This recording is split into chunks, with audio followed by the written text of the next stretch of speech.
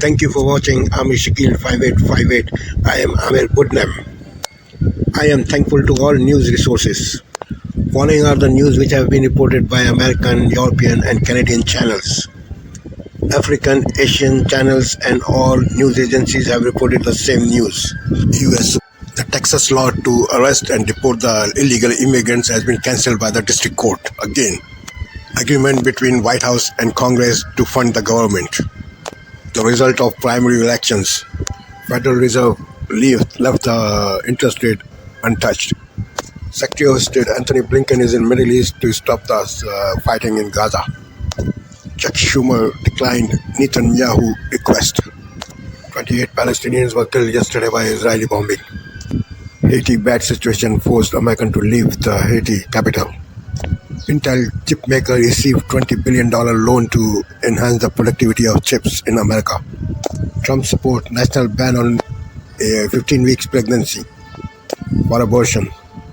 On Wall Street, Nasdaq increased, Dow Jones Industrial increased, and S&P 500 also increased. Major League Baseball season has started officially. Finland is the happiest country and United States at 23rd place. The saddest countries Afghanistan and Lebanon. Auto emission standards. Crackdown in Hong Kong. Now the news in detail.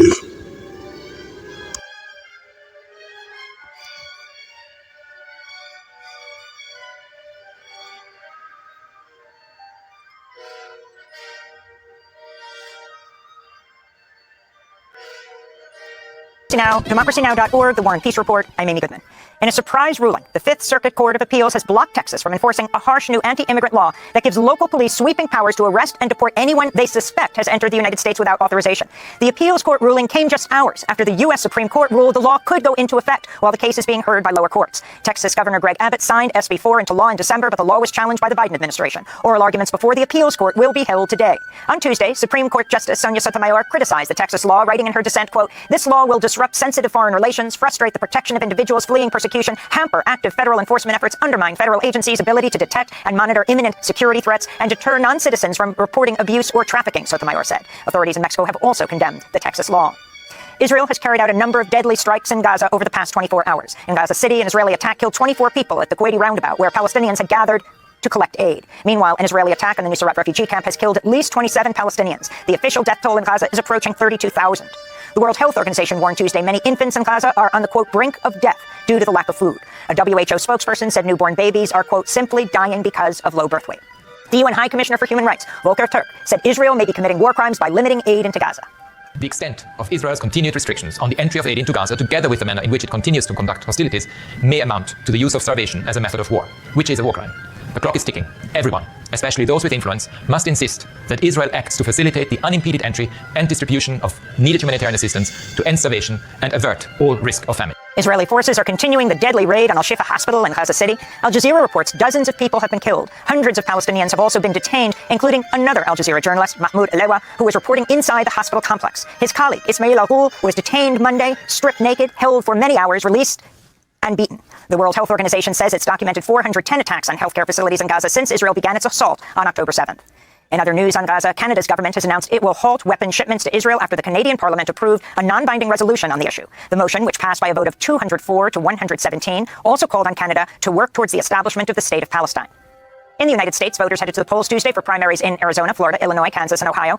In Ohio, Bernie Moreno won the Republican Senate primary, defeating State Senator Matt Dolan and Ohio Secretary of State Frank LaRose. Moreno's a wealthy former card dealer backed by Donald Trump and Senator J.D. Vance. Moreno will now face Democratic Senator Sherrod Brown in November in a race that could decide which party controls the U.S. Senate. Joe Biden and Donald Trump won all their races Tuesday, but there continue to be signs that many voters are not happy with their party's presumptive nominees. In Arizona, over 18% of Republicans chose Nikki Haley over Trump, even though she's already suspended her campaign. Meanwhile, in Kansas, more than 10% of Democrats selected none of the names shown instead of Biden. In Illinois, some Democrats, including Ibrahim Rashid, said they stayed home instead of voting for Biden. I actually canvassed for Biden in 2020. I was really involved with the South Asians for Biden movement, bringing out South Asian young Muslims and others to come out to vote for Biden in 2020. And I'm planning on sitting out the election because I am just horrified at Biden's stance on Israel-Palestine. I'm of the view that, we delivered Biden his majority, and he is failing us as young progressive voters. So right now I'm going to say no ceasefire, no votes. In more campaign news, Donald Trump is facing widespread criticism over comments he made about Jewish Democratic voters. Jewish person that votes for Democrats hates their religion, they hate everything about Israel, and they should be ashamed of themselves. On Tuesday, Senate Majority Leader Chuck Schumer blasted Trump's remark as, quote, unadulterated anti-Semitism. Trump made the comment on a podcast hosted by former White House aide Sebastian Gorka, who has faced accusations of anti-Semitism as well. In 2017, the Jewish newspaper The Forward reported Gorka had ties to a Hungarian far-right Nazi allied group and that he supported an anti-Semitic and racist paramilitary militia in Hungary while he served as a Hungarian politician. Trump's son-in-law and former advisor Jared Kushner has weighed in on Israel's war on Gaza, saying Israel should move Palestinians out of the besieged territory, which he said contains very valuable waterfront property. Kushner made the remarks during a recent event hosted by the Middle East Initiative at Harvard Kennedy School. In Gaza's waterfront property, it can be very valuable to if people would focus on kind of building up, livelihoods. You think about all the money that's gone into this tunnel network and all the munitions. If that would have gone into education or innovation, what could have been done? And so I think that it's a little bit of an unfortunate situation there. But I think from Israel's perspective, I would do my best to move the people out and then clean it up. But I don't think that Israel has stated that they don't want the people to move back there afterwards. The humanitarian aid group, Médecins Sans Frontières, Doctors Without Borders, has accused Libya's Coast Guard of thwarting the rescue of over 170 migrants, most of them Syrian refugees, from two vessels stranded in the Mediterranean Sea as they made their way to Europe. MSF said a Libyan Coast Guard ship had started to perform dangerous maneuvers, blocking two rigid inflatable boats used by MSF to rescue the migrants. The Libyan Coast Guard, which is funded by the European Union, also reportedly attempted to tow away one of MSF's inflatable boats. A number of those on board the migrant vessels were unaccompanied children and children under the age of 13. Just last week, at least 60 people are believed to have drowned in the Mediterranean after departing Libya on a migrant vessel. According to the International Organization for Migration, 2,500 migrants died or went missing in the Mediterranean last year as they attempted to reach Europe. 200 deaths have been recorded since the beginning of the year. The Cuban government's accusing the United States of inciting recent protests in Cuba, where a growing economic crisis has resulted in power blackouts and food shortages. On Sunday, hundreds of people took to the streets of Santiago, Cuba's second largest city. Cuban President Miguel Diaz-Canel criticized U.S. policy in an interview with NBC News in Havana.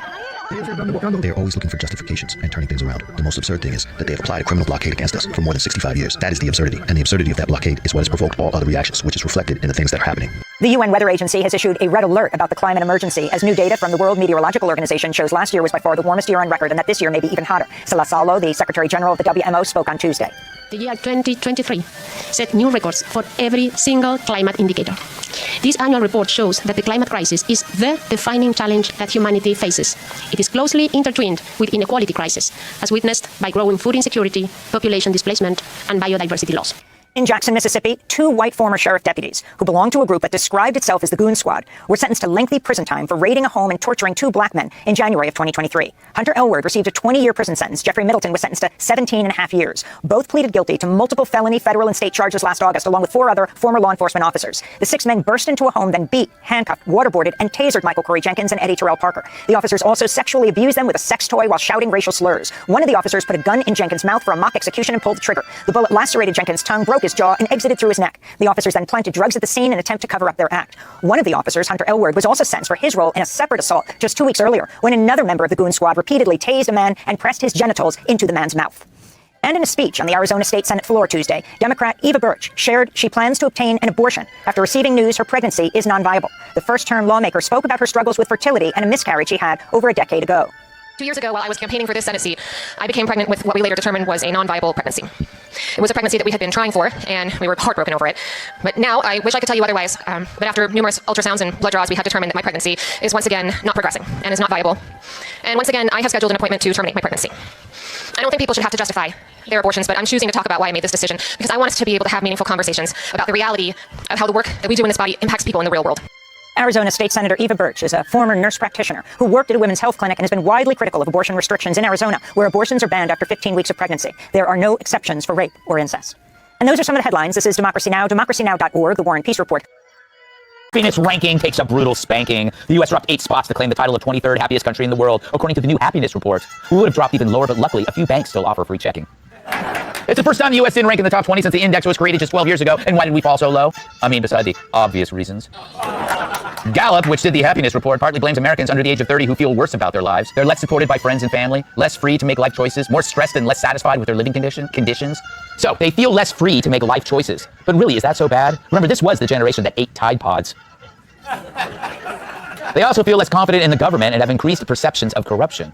Gee, I wonder who would give them that impression. Yes, red meat, baby. So at least their misery is rooted in some reality. So what's the happiest country? Finland. Are you surprised? Well, here's a bunch of famous people from Finland, if you look at them. There you go. There's your answer. No one famous comes from Finland. They are completely free of celebrities. How can you not be happy there? No Kardashians, no Baldwins, no frickin' Jesse Waters. It's a celeb-free zone. Denmark, Iceland, Sweden, and Israel round out the top 5. Israel's a surprise considering they have worse neighbors than Rand Paul. That was good. Yeah, the unhappiest country in the world, Afghanistan at number 143. It's the CNN of countries. You'd think, though, they'd be happier with all those tanks we gifted the Taliban. And an added plus, the girls don't have to go to school anymore. A sexist would say. Tars, why are we less happy? Is it because everything is so easy? You get everything you want, to excess, from food to entertainment to sex. We just overindulge. We don't know what's good anymore. Well, you just answered your own question. I agree. That's wow, what's that about? Listen, man. Shout out to the Buffalo Vampire Slayer. Inside joke. You guys don't get to know. First world problems. My life is so bad. I have time to complain about it. Your life's pretty good. Because when you're going through hard times, you're going through it. You're trying to work and put food on the table or whatever. You're not complaining because mom starched in bed sheets on Wednesdays and she's not supposed to do it on Thursdays. So we're seeing the first world people are now the ones complaining online. Like if you're in America right now and you're complaining about the job situation or life situation, there's 23 other countries who are ahead of us. Yeah. You go to any of those 23, maybe the exception of Finland. I have been there. I don't get it. I don't see them. But any one of those people will be like, we got to get to America. So everyone wants to get to America. No one else has got their borders melting with people coming from everywhere to come get here. So we never get the credit we deserve how great this place is because we get to listen to the comfortable, probably chubby people sitting around happy because their life is so... Listen, if you don't have to look for food and you don't have to protect yourself, you got a pretty damn good life. And most places, you don't always have that luxury. So I think it's just like we're listening to the wrong people and complaining. This is the best country in the world for a reason. He brings up... You see that? They just applauded my finger. Gruel, okay, I always go to you with the food questions, but I believe that maybe diet could play a role in America because there's a lot of processed stuff we're eating that messes with our brains. And I look at some of these countries and they tend to eat leaner, smaller things. Is that a possibility? 100%. You nailed it. You nailed it twice in a row now. Here we go. I mean, yeah, exactly. And that's what I was going to say. So, and I'll take it a step further. It's food, but it goes back to China, right? Because it's food and TikTok. It's both of those together. And you say, well, why is food related to China? Well, look, most of our food, actually China owns so much of our farmland. A lot of our food is raised here, shipped to China, treated with chemicals, and then sent back to the United States. So I blame all of this on China. Actually, I'm not even going to eat Chinese food ever again. It's my favorite food group, Chinese food. Yeah. I consider it a food group. Kat, would you like to comment on the unhappiness of America or the serenity of Finland? I don't know anything about Finland. I went to Finland. Oh, really? In the 90s. Did you have a nice time? I had a great time. I snowmobiled across the Arctic Sea. I ate reindeer meat. Okay. Well, I'm glad you had a nice time in Finland in the 90s. I got to smoke on the plane. Well, I'm not shocked that the older people in America are happier. Yeah. Because they own all the homes. I think that a lot of it, I don't think it's just TikTok. I think a lot of it is social media. And I think that obviously we're too far gone for that to change. But the amount of time that I spend on my phone just looking at stuff, right. Without even thinking about it. All this time has gone by and I'm not happier. You know, you're looking at other people, they seem happier and you're just filling your head with garbage. I also think that the trust in the government thing, I think a lot of us are not over what happened during COVID. I think that if you would have seen what happened before it happened, you would have said there's no way. Yeah. There's no way the government made places illegal. Yeah. But they did. And we all went through that. It's one of those things where it's like, if that was possible, what's possible? I think it's normal to be a little disillusioned after you realize that was possible. I mean, you're absolutely right. I saw a statistic that like kids these days are 9 hours a day on social media, which means they're just staring at their phones. They can't communicate. And they're also comparing themselves to others. That can't be right for your mental state, but it's great for me. Because I don't do it. You know, Jamie, I heard you're on the no-fly list to all those happier countries, so you won't export your misery to them. Yeah, I'm depressed about this. You're right about the screen time. My kids, last time I was talking to my kid in person, they tried to minimize me. Yeah, I think Tyrus has a really good point because the study was done by self-reporting. Like if there was a way to really qualify it, I think you're right because we grew up pretty damn poor, and I do feel like I wake up almost there. I'm not even joking. I get in the shower and I go warm water. I get excited. I get excited about all these things. It's because I saw my parents work. They worked hard to put food on the floor. We didn't have a table. And those were the wealthy people. The whole time I was reading this article, I was like, I wonder where Finland even is. I wish I had a map. And do you think it's more so also? I also don't think it's fair because within the United States, you could live in Hawaii, or you could live in Alaska. Yeah. Like there's all these differences between. Like, is it even a good metric? That is, and what a great word. Metric. Well done. I woke up this morning. I was like, I'm gonna find a place to say metric tonight. Good for you. Found it. All right, named after one of my favorite. Also, how did they survey the people in Afghanistan? I think they just flew over. Somebody asked, hey, how are you doing? They not good. Send help. All right, up next, with the CIA frown on a dude in a gown. Hey, Sean Hannity here. Hey, click here to subscribe to Fox News YouTube page and catch our hottest interviews and most compelling analysis. You will not get it anywhere else.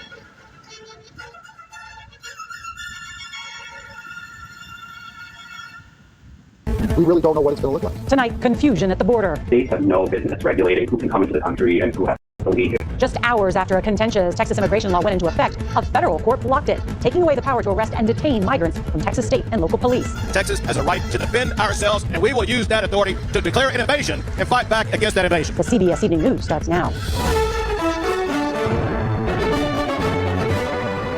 Good evening, I'm Nora O'Donnell, and thank you for being with us. We want to begin tonight with the whiplash of federal court rulings over the Texas immigration law known as SB 4. A U.S. Court of Appeals blocked the sweeping law. This was just hours after the Supreme Court said it could go into effect. The Texas law gives local and state police the power to arrest and detain migrants who cross the border illegally. Immigration enforcement has for decades been the sole responsibility of federal authorities. And as you heard, Republican Texas Governor Greg Abbott has said the state has the right to defend itself against what he is calling an invasion. Now, President Biden opposes the Texas law, and he actually landed in the state today for fundraisers.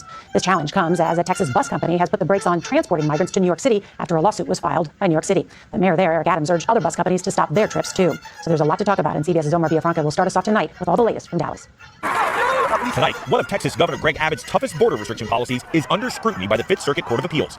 Judges decided to hear the case this morning after the Supreme Court temporarily allowed SB 4 to go into effect. Questions focus squarely on the merits of the law. Texas's Solicitor General seemed to struggle to defend the law's merit. So what if someone enters in, let's say, from Mexico into Arizona and lives there for 5 years, then moves to Texas? Are they covered? I don't know the answer. I think that, I'm reading the text. Maybe. Spencer Ander with the ACLU says SB 4 is unconstitutional. Federal law has been clear that states have no business regulating who can come into the country and who has to leave. That is just the core of federal immigration power. While the court decides SB 4's fate, Texas Governor Greg Abbott remains steadfast. Even without SB 4, Texas has the legal authority to arrest people coming across the razor wire barriers on our border. Abbott's action of busing migrants to Democrat-run cities also suffered a minor setback in New York, where after being sued by the city, at least one bus company has agreed to stop busing migrants from Texas to New York. With the law in limbo, El Paso County Sheriff Commander Ryan Urrutia added his deputies won't make SB 4 a priority. We have about 270 police officers, and this issue could quickly exhaust those resources for our community. We don't know when the Fifth Circuit will rule on SB 4, and this is all happening as President Biden comes to Texas. He'll be in Dallas and Houston for fundraisers, and we'll see if he makes any comments on the law. Nora? Omar Villafranca, thank you so much. Tonight, there's an urgent manhunt underway in Idaho for a white supremacist gang member who escaped from custody early this morning during an ambush. 2 correction officers were shot and wounded in the incident. CBS's Elise Preston has the details on the brazen escape by the convicted felon. Prisoner, white male adult, shirtless Skylar Meats had a driver who was a shooter. Just steps from the emergency room, bullets struck 3 officers, forcing this hospital on lockdown. We believe that this was a coordinated attack, an ambush on the Department of Corrections officers. Convicted felon Skylar Mead was being escorted after an emergency hospital visit. Then a brazen escape straight seemingly out of a movie plot. Investigators say his associate Nicholas Umfenauer was dressed in dark clothing and opened fire. 2 correctional officers were struck. A third was accidentally shot by a Boise police officer who arrived on scene. But as the manhunt unfolds, the community is on high alert. They are dangerous, they are armed, and they have shown a propensity for violence. Court records show 31-year-old Mead, a gang member, had been serving time for aggravated battery against law enforcement, grand theft, and other felonies. He's been behind bars since 2016. We are searching as quickly as we can, following every lead we can, to try and get these folks into custody. Now, police say Meade tried to injure himself last night, which is why he ended up in the hospital. The investigation is ongoing as investigators work to figure out who else may have helped in the escape. Nora? Elise Preston, thank you very much. Donald Trump's claims of a cash crunch are facing new scrutiny. New York's Attorney General pushed back on the former president's request to try and waive the bond for his appeal in the civil fraud case, saying Trump has not exhausted all possible options to pay the $500 million bond. CBS Nicole Killian has the latest. Tonight, former President Donald Trump is under increasing financial pressure. Some of his prized properties, like Trump Tower and 40 Wall Street, up for possible seizure if he can't pay the $464 million bond by next Monday. Have some of the greatest assets in the world, and there's a rigged trial. Trump's lawyers have claimed that more than 30 insurance companies rejected his bond bids. But the office of New York Attorney General Letitia James today dismissed their argument that he can't find the money, saying there is nothing unusual about even billion-dollar judgments being fully bonded. James spoke to ABC News. If he does not have funds to pay off the judgment, then we will seek, judgment enforcement mechanisms in court. And we will ask the judge to seize his assets. To meet the Monday deadline, Trump likely needs over $500 million in collateral for the bond, but he's claimed to have only between $350 and $400 million in cash, with the rest of his wealth tied up in property and other assets. So it would be up to her. Anything she tries to seize, he can then try to defend against. But basically, he needs to put up the bond within a few days or else be pretty much at her mercy. With his real estate empire at risk, Trump asked 1 million supporters today by email and text to chip in. His attorney, Alina Habba, said James's office is playing politics. But it is intentionally to interfere in the election, to hurt President Trump, to try and ruin his company. And Nicole is with us. We know Donald Trump is facing 4 different criminal trials, one of them in Georgia. I understand there's some news today about a delay. Yeah, that's right, Nora. In fact, Trump's attorneys are hailing a decision by a Georgia judge allowing them to appeal a ruling last week to keep Fulton County District Attorney Fani Willis on the 2020 election interference case. Of course, this comes after a prosecutor she was romantically involved with resigned from that case. But legal experts say that this appeal is going to result in yet another delay. It could take several more weeks for this to pan out, and so therefore it's unlikely this trial could go to trial before November. Nora takes a flow chart to keep track of this. Nicole, thank you. Well, new court filings today are detailing claims of disturbing hazing at the University of Maryland, including initiation incidents violence and alcohol poisoning that sent some fraternity pledges to the hospital. CBS's Natalie Brand reports on the horrific details. Tonight, disturbing allegations of potentially life-threatening hazing cutting through the Serene campus at the University of Maryland. Tonight, 5 fraternities are under investigation. Newly released court documents revealed multiple alleged incidents, including students being burned with cigarettes and torches, the forced drinking of urine, and beatings with paddles. One student reportedly passed out after being forced to drink straight vodka. Lucy Taylor is a former UMD sorority member. It's a rare occurrence for someone to report, so I'm just wondering what will be different with this ongoing investigation. University of Maryland says it's establishing new reporting and training protocols. It is the responsibility of an institution to keep young people, to keep students safe. In Maryland, hazing is a misdemeanor crime. It's one of 44 states and D.C. that have hazing laws on the books, but they vary greatly. Professor Elizabeth Allen of Stop Hazing is pushing for federal legislation. Hazing is far more widespread than most assume. 55% of college students involved with social groups or athletic teams have experienced hazing. It's estimated more than 100 students have died since 2000. A really important part of accountability and prevention is the commitment of the leadership at the college or university. That commitment is vital. Now, some current students in the Greek system here who we met today on campus didn't want to talk about these allegations. That professor we spoke to says reporting hazing is key to trying to prevent it, Nora. Natalie Brand, thank you so much. President Biden and former President Donald Trump cruised to victory last night in the primary elections in the battleground state of Arizona. But in tonight's Listening to America, CBS's Weijia Jiang hears from voters who aren't happy with their options in the general election. Republican business owner Steve Macias voted for Donald Trump in 2020, but he's not sure if he will do so again. I really still have trouble trying to figure out who I'm going to vote for. The same goes for Democrat Paulina Flores. In 2020, I voted for Biden. And independent Raquel Glodin. I voted for Donald Trump. What happened in the past 3 years, or didn't happen, that you're still so undecided about who to vote for? It's almost like there's too many chefs in the kitchen, or there isn't a main chef in the kitchen. On the Biden side, I was thinking, well, okay, good. He's the adult in the room at least. He's been through this. This will be calm. And it hasn't. Since winning Arizona in 2020, support for President Biden, who spoke outside Phoenix today, has softened among Latino voters. The Latino vote helped Biden clinch wins here in Arizona. Do you think he's done enough to maintain that lead here? I think his Latino numbers will go down. In part because they say Biden has not done enough to deal with issues at the southern border. He put his vice president in charge as a border czar, and then what happened? She just disappeared. So, does he really care about it? But they can't get behind Trump's divisive rhetoric, recently calling migrants animals. And every time I think, well, maybe there's a chance I'll vote for him, stuff like that comes out like, yeah, and he says something, and you're like, shouldn't have said that, dude. Makes you cringe. The economy is also a factor in how they'll vote. It used to be that we could go out and do things, go out to dinner, once, twice a week. Now, no, that's not happening. We have to budget everything down to the finest thing. Do you think the economy was better under Trump? I do.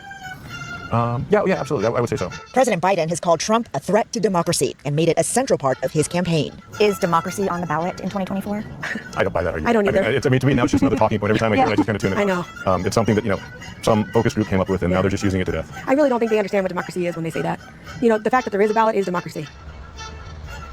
In our conversation, age also came up as a major issue, and that's why the voters said they are paying close attention to Vice President Kamala Harris and to whoever Trump chooses as his running mate. They said it could be a deciding factor. Nora? Weijia Jiang in Arizona for us. Thank you so much. We sit down with the most powerful female CEO in the country, the leader of CVS Health. That's next. Turning now to the state of healthcare in America, we sat down with Karen Lynch, CEO of CVS Health, one of the nation's largest health services providers. She told us there's room for improvement in all aspects of healthcare and about what inspires her to do better. Do you have what you need? Oh, yes, definitely. Okay. As the head of a company that impacts the lives of more than 100 million Americans, Karen Lynch is at the forefront of decisions that have major implications. The Biden administration came out with new rules that would allow the abortion pill, mifepristone, to be sold at pharmacies instead of only being available at a doctor's office or hospital. CVS stores are now carrying this. Was that a difficult decision to make? As a company, our North Star is that we support women's health, and that we are committed to making sure that women have access to reproductive health services, education, and FDA-approved products. CVS Health touches nearly every aspect of healthcare. It is the third largest insurer and the nation's largest pharmacy chain.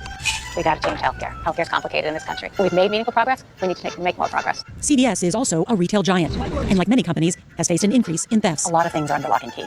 How big of an issue has been burglaries? Yeah, it's a problem for us. Organized retail theft is a big problem. Why do you call it organized retail theft? Because they're mostly organized people that are doing it. What I'm most concerned about is the safety of our colleagues and the safety of our customers. The 62-year-old from small town Ware, Massachusetts, never imagined she'd run a Fortune 500 company, and many along the way couldn't imagine it either. You were told by someone that you don't look like a CEO. They told me that I was too short. They told me that I was too blonde. They told me that I was petite and that my voice wasn't deep enough in this day and age. She learned perseverance at a young age. Lynch's mother died by suicide when she was 12. The aunt who took her in died from cancer when Lynch was 26. Those experiences fuel her passion for health, especially mental health. 1 in 5 Americans, almost 20% of the population, suffers with mental health issues. And so one of the areas that we're very focused on is making sure that there's access points so that people can get the care that they need. But the first thing we have to do is eradicate the stigma of mental health. As America's most powerful female CEO, she hopes to inspire women to use their voice and lead with empathy. That's the focus of her new leadership book, Taking Up Space. What's your message to women and girls? Dream big and don't let your past define your future. Forge ahead. And you can see more of our interview tomorrow night on Person to Person on CBS Streaming and the CBS News app. That's at 9:30 p.m. Eastern. Heart of America is next with an early peak bloom of the cherry blossoms here in the nation's capital. This portion of the CBS Evening News is sponsored by Bristol Myers Squibb.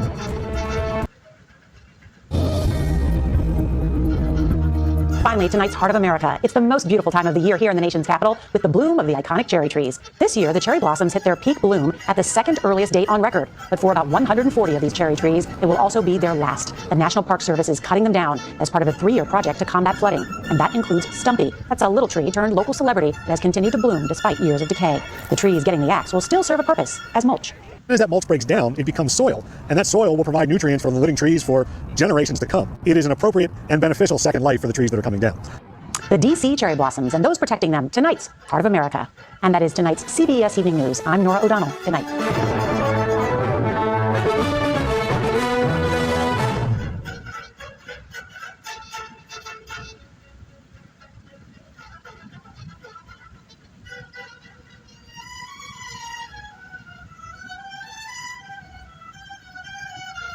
Tonight, the whiplash at the border, the fate of a controversial Texas immigration law. Now in the hands of a federal appeals court, the three-judge panel hearing arguments over the law that they put on hold just hours after the Supreme Court allowed it to take effect. It would let Texas authorities arrest and deport migrants, but the Biden administration arguing the state doesn't have that.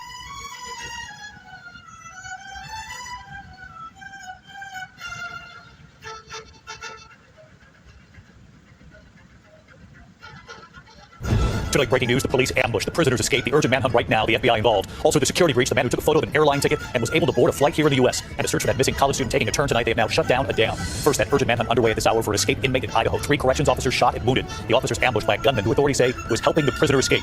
Also, the images coming in right now from Haiti. At least 30 Americans choppered out of Port-au-Prince. Matt Rivers on the ground there with the situation unfolding now. Here in the U.S., the search intensifying for that missing college student tonight. The new turn here. The search expanding beyond Nashville. They have now shut down that dam and we have late reporting. Tonight, the passenger who took a photo of another passenger's airline ticket and was able to board a flight with it, trying to hide in the airplane restroom. The new storm from Minnesota all the way east and the snow and then heavy rain up and down the I-95 corridor, Washington, D.C. to Philadelphia, New York up to Boston. Rob Marciano timing this out. Just hours after the Supreme Court decided Texas can move forward with its own new immigration law, making arrests and deportations on its own. Tonight, that law back on hold amid new questions and confusion.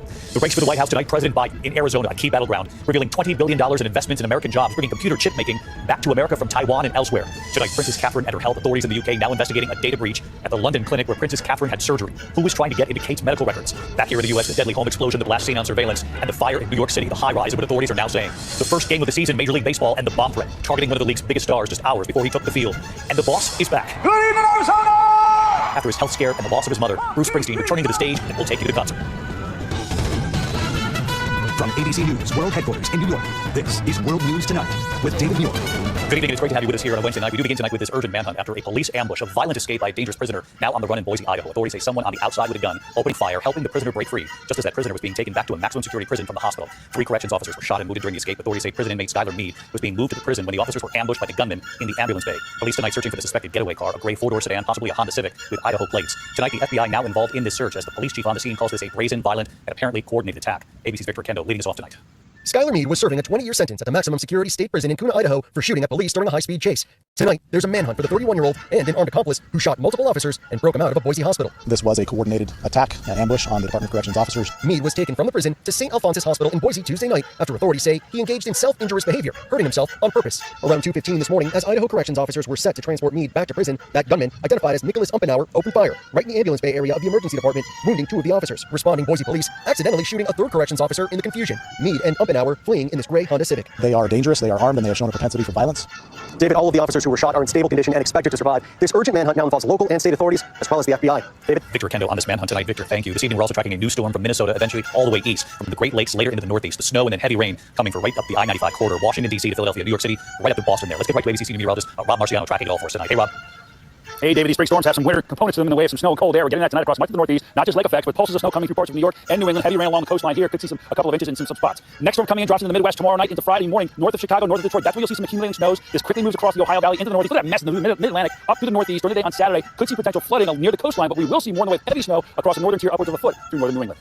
David? Rob Marciano tracking it all for us. Rob, thank you. We turn now to the search for that missing college student last seen on surveillance and police video in Nashville. That search now intensifying tonight. This evening here, the new turn. The search expanding now beyond Nashville. Authorities have now shut down a dam in ABC's Faith at Bube in Nashville for us. Tonight, the search for Riley's train stretching beyond Nashville. Authorities shutting down a dam to search through debris 30 miles downstream from the riverbank where the missing college student was last seen. His family is still hopeful, but bracing for the worst. Put yourself in our shoes. Everybody knows it. Everybody's thinking it. Those conversations are starting to happen. It's not what we want. In Nashville, the United Cajun Navy searching the Cumberland River. It's been nearly 2 weeks since Riley vanished during a fraternity trip. After he was asked to leave his downtown bar, he was seen stumbling and falling before appearing to recover, then briefly chatting with a police officer. How you doing, sir? Good, how are you? Good. You want his credit card? Bring his credit card. Riley's debit card found on the riverbank, a 15-minute walk away from that bar. Instead of heading to his hotel, his family thinks he got disoriented. We think he got turned around when he came out. Why? I mean, I can't answer. I don't know why. And David, police say witnesses in the unhoused community reported seeing Riley by the river, but they do stress that at this time there's no evidence of foul play. David. Faith Abube in Nashville for us. Faith, thank you. Tonight now to the major security breach at the airport. The man accused of taking a photo of another passenger's airline ticket and then using that photo on his own phone to board a flight in Salt Lake City, trying to hide in the airplane restroom. Gio Benitez covers aviation. Tonight, the FBI investigating how a Texas man made it all the way onto a Delta flight, allegedly without a ticket. Prosecutors say 26-year-old Wycliffe Flurizard boarded Delta 1683 in Salt Lake City on Sunday using a photo taken of another passenger's ticket. Court documents say he was caught on camera taking photos of multiple passengers' phones and boarding passes while they were not looking. He then used his phone as a boarding pass to get on the plane. Once on board, they say he entered the lavatory until the doors were shut and the plane began to taxi. A flight attendant approached him and realized Flurizard did not have a valid ticket or seat. The plane was then forced to return to the gate. Flurizard arrested and charged with stowing away on an aircraft. Delta tonight telling ABC News Delta is cooperating with law enforcement and relevant federal agencies. And David, the man was booked standby on 2 Southwest flights, but they were full, so he couldn't get on. He told investigators that he made a mistake with that Delta flight and that he was just trying to get home. David. Gio Benitez on the story tonight, Gio. Thank you. The other developing story we're following at this hour, the images coming in late today from Haiti. At least 30 Americans choppered out of Port-au-Prince, nearly 1,600 Americans in Haiti, reaching out to the U.S. Embassy. Many want out amid the growing danger there. ABC's Matt Rivers in Haiti again tonight. Tonight, this State Department helicopter airlifting Americans out of Haiti. Our team capturing the daring mission. 2 choppers flying at least 30 Americans out of Port-au-Prince today after weeks of chaos. And as tensions rise, the government planning to send 2 helicopters into Haiti every day, hoping to get about 30 citizens out on those flights. And this is what they're fleeing. Gangs overrunning entire neighborhoods, fighting the police. It's not hyperbole to say that the only thing that's standing in between gangs completely taking over this country are a couple thousand police officers who are risking their lives every single day fighting back against these gangs. Here in Port-au-Prince, we go meet one of those officers on the front lines, part of a specialized unit fighting the gangs, terrorizing the city. This officer meeting us indoors, covering his face for his own safety. He tells me the police are outgunned and outmanned. We can't retreat, he says. We can't give up the country to the gangs. I've got no choice. And David, back to those evacuations, the U.S. State Department saying that nearly 1,600 Americans on the ground right now in Haiti are in touch with the U.S. Embassy as the State Department tries to find more ways to get more Americans out. David? Matt Rivers live in Haiti for us tonight. Matt, thank you. It was last night here we reported the Supreme Court had cleared the way for Texas to move ahead with its own new immigration law, making arrests and deportations on its own, at least for now. But tonight that law is back on hold amid questions and confusion over how to enforce it. ABC's Maria Villarreal from El Paso tonight. Tonight, uncertainty at the southern border, with the law that would allow Texas to arrest, deport, or imprison anyone they believe may have entered the U.S. illegally, now in legal limbo. We are not going to prioritize this. We are unfamiliar with federal immigration law. That's not our job responsibility. Overnight, the U.S. Supreme Court ruled the law known as SB 4 could temporarily take effect while it was challenged in a lower court of appeals. Hours later, that appeals court blocked the Texas law again in anticipation of oral arguments on the case today. The legal whiplash leading to confusion and frustration in border communities like El Paso. It's a racial profiling issue as well. That's our concern. Our department has been very, very fortunate to not have any racial profiling complaints for several years, and we want to maintain that standard. Some officials in San Antonio, Fort Worth, and Austin also voicing their concerns. But tonight, Governor Greg Abbott standing firm, saying Texas has the right to defend itself as DPS troopers and state guardsmen along the border prepare. They will continue to use every tool and strategy they can to arrest people, jail these people crossing the border. David, despite the battle over SB 4 here in El Paso and all along the southwest border, there has been a sharp decrease in the number of migrant apprehensions. We're seeing about 4,000 a day. That is a big decrease from what we saw, those record-breaking numbers back in December. David? Big decrease and still a concern. Maria Villarreal tonight in Texas. Maria, thank you. We turn out to the race for president, and tonight President Biden in Arizona, of course a key battleground state. The president revealing $20 billion in investments in American jobs, bringing computer chip making back to America from Taiwan and elsewhere. Here's our senior White House correspondent, Selena Wang tonight. Tonight in battleground Arizona, President Biden taking on the top issue for voters, the economy, announcing a major deal to bring computer chip making back to America. Right now, most chips are made in Taiwan. This is going to transform the country in a way you don't even understand yet. The president awarding nearly $20 billion to fund production of semiconductor chips in 4 states, Arizona, Oregon, Ohio, and New Mexico. Chips that power everything from your phone to your car. It will create nearly 20,000 construction jobs, many of which will be union jobs. 10,000 manufacturing jobs, 3,000 right here in Phoenix with salaries averaging over $100,000 a year and don't all require college degrees. That's a change. Biden drawing a clear contrast with his opponent, Donald Trump. On his watch, companies send American jobs overseas for cheaper labor and imported products. Still, the president seeming to acknowledge that even though the economy is improving, many Americans just aren't feeling it. Wages are up more than prices. Inflation is down dramatically. We have more to do, I get it, we have more to do. But no question our plan of delivering for the American people is working now. And tonight, David, the president also unveiling the strictest car emission limits in history. This means that by 2032, most new cars sold in America will likely be electric. But this is a politically loaded move. Donald Trump has claimed that electric vehicles will kill the American auto industry. But the Biden administration says this is critical to combat climate change, and it puts America at the forefront of the electric vehicle industry. David? Selena Wang at the White House for us tonight. Selena, thank you. Anytime tonight, President Biden receiving a key endorsement from the United Steelworkers tonight. The president winning union support less than a week after coming out against the sale of U.S. Steel to a Japan-based company. The union with 850,000 members tonight saying with the president's track record of supporting working people, we are eager for his administration's continued progress on our core issues. To the economy tonight, into another record day, the stock market following the Federal Reserve's decision to leave interest interest rates unchanged for now, and signaling it expects to cut rates 3 times this year. The Dow gaining more than 400 points today, hitting a new record high of 39,512. The S&P 500 hitting a new record as well, closing at 52.24. We turn now to London tonight amid growing speculation about Princess Catherine and her health. Tonight, authorities in the UK are now investigating a data breach at the London clinic where Princess Catherine had surgery. So who was trying to get into Kate's medical records? Maggie Ruley from London again tonight. Tonight, with questions swirling about the Princess of Wales's health, authorities in the UK now investigating a breach report at the famed London hospital where she was treated after reports staff attempted to access her private medical records. The London clinic saying tonight, if a breach is found, appropriate disciplinary action will be taken. Catherine underwent what the palace called planned abdominal surgery at the London clinic on January 16th and remained in the hospital for 13 days. The king also treated there during that time. The palace releasing little details, only saying the surgery was successful. Her condition was not cancerous. Kate, recovering at home in Windsor with her husband and children, forced to apologize after this photo she shared was found to be digitally altered. You can see Princess Charlotte's wrist and sleeve here, partly erased. Until there is a very clear video or picture that is taken from a credible, independent media organisation, that's when the conspiracy theories will really be put to bed. We don't expect to see Kate return to any official royal duties until after Easter, and now some are saying that perhaps that's when she'll be ready to talk about her health. David? All right, Maggie Ruley reporting from London. Maggie, thank you. When we come back, the fire in New York City, the high rise, the images tonight, what authorities are now saying. Also, Major League Baseball, the first game in the bomb threat involving one of the league's most famous players just hours before the game. And the pictures coming in tonight, the deadly explosion, the blast scene right there on surveillance, and what authorities have now revealed tonight. Tonight, authorities are investigating a high-rise fire in New York City. Smoke billowing from the roof of a 72-story building under construction on Greenwich Street in Lower Manhattan near the Stock Exchange. Officials say insulation on the roof caught fire. Firefighters putting out the blaze. Inspectors say safety measures for the work on that roof were not in place. From Utah tonight, a deadly home explosion southeast of Salt Lake City. Surveillance video capturing the moment a duplex exploded in American Fork. One person was killed, another has been hospitalized. The cause is still under investigation tonight. When we come back here, Major League Baseball, the first game of the season and the bomb threat targeting one of the league's biggest stars just hours before he took the field. And Bruce Springsteen is back tonight. His message right before the concert, and you'll see it. To the index into Major League Baseball tonight, the first game of the season kicking off in South Korea, and there was a bomb scare before the game and a threat aimed at one of the league's biggest stars. Officers sweeping the stadium for explosives. Of course, none were found. By the way, that star player Shohei Ohtani making his debut for the Los Angeles Dodgers, going 2 for 5 with an RBI single and a stolen base. The Dodgers beating the Padres 5-2. And no winners. The jackpots keep getting bigger. Powerballs tonight, at least 687 million, and Mega Millions. No winner last night. Friday's drawing 977 million and counting. That would be a great Friday night. When we come back here, the boss is back after his health scare and the loss of his mom. Bruce Springsteen and his message tonight. We'll take you to the concert. Funny tonight, no question. The boss is back. Tonight, the boss is back. Bruce Springsteen taking the stage in Phoenix. You can hear the crowd cheering Bruce. The 74-year-old postponing his tour last year after his own health scare, and then later the loss of his mother. Now back on stage tonight. Overnight performing 29 songs with the E Street Band, starting with Lonesome Day. Two Hearts with Stephen Van Sant. It was just 2 months ago Bruce Springsteen lost his 98-year-old mother, who was also a fan favorite, dancing at his shows right along with her son. Earlier, doctors had advised Springsteen to take time off because of peptic ulcer disease. The boss would share rehearsal photos right before his big return, though, and then this video getting fans ready. Greetings, freaks, fans, and friends. I want you to be ready, be prepared, be afraid, because we are going to rock you into the ground. Tonight, the tour kicking off. 52 dates, 17 countries. The boss is back. Looking good, and we're glad he's back. I'll see you back here tomorrow. Good night. Thank you for making World News Tonight with David Moore, America's most watched newscast.